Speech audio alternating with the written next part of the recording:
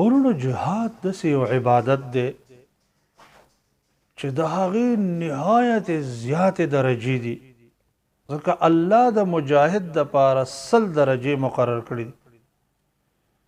د یوې درجې نه تر بلې پورې دومره مسافه ده لکه د ځمکې نه اسمانه پورې. قرآن کې الله رب العالمین فرمایي تاسو حاجیانو ته اوبه ورکول او د مسجد حرام آبادی کول، تعمیر کول،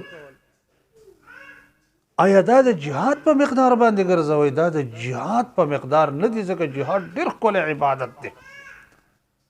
مجاهد د جهاد په وجه باندې د جنت مستحق ګرځي، د جنت 100 درجې حاصلوي، جهنم نه نجات مومي.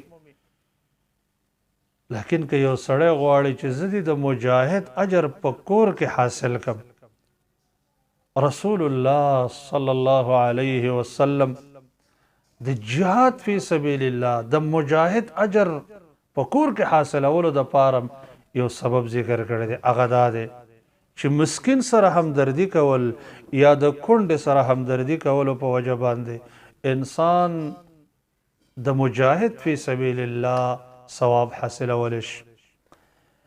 امام بخاری او امام مسلم رحمهم الله روایت نقل کړی دی د ابو هریره رضی الله تعالی عنه نه. هغه فرمایي چې رسول الله صلی الله علیه وسلم فرمایلی دي الساعي على الارمله والمسكين كالمجاهد في سبيل الله. د کونډې او مسکین په حاجت کې منډه وهونکی انسان، هغې سره همدردي کوونکی انسان د دومره ثواب حاصلیږي څومره چې د مجاهد فی سبیل الله ثواب دی. سبحان الله، په کور کې د یو یتیم سره، مسکین سره، کونډې سره همدردي کول او د جهاد اجر ګټل څومره رحم دی د رب العالمین.